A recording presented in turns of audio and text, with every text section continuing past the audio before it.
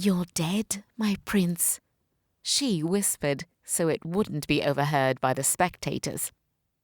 "So it would seem, my lady."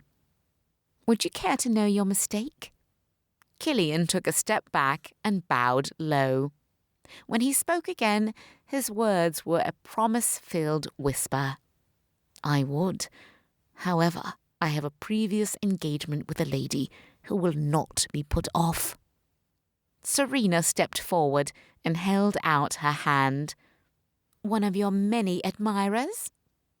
Out of the corner of her eye, she saw the retreating gaggle of giggling female courtiers, with Katya leading the way, her black parasol standing out among its paler counterparts.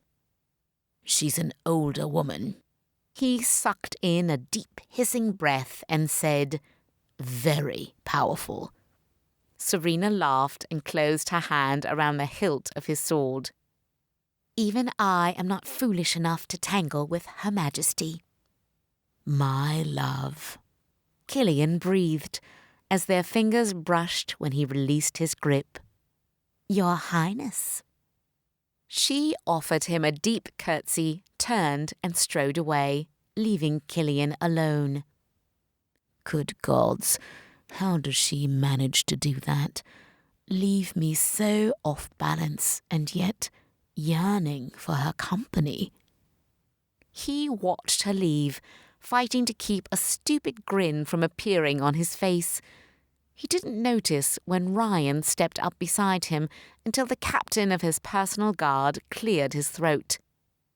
Kilian shook himself and turned to face him.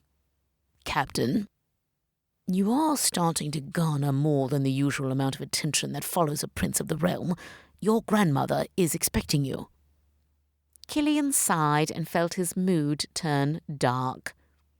"I'd rather not discuss my impending betrothal to one of these hounding harpies." The discussions were never pleasant, especially since the one woman he had any inclination toward marrying had just walked away, held no land or title, and was not from one of the proper families. In a foul mood, Kilian Reese strode through the halls of the castle, taking little notice of the men and women from well-dressed courtiers to servants in royal livery who bowed and moved out of his path. He offered polite acknowledgement of their presence and greetings when required, but stopped for nothing. The sun was high in the sky as he passed Lord Geoffrey Densmore in the antechamber off the entrance to the Queen's personal study. Kilian frowned. There is only one reason he would be petitioning my grandmother in private. The Lord is pressing the Queen to accept Katya as my betrothed. And the last offer was so extravagant. I wonder what he has done to make it more agreeable to my grandmother.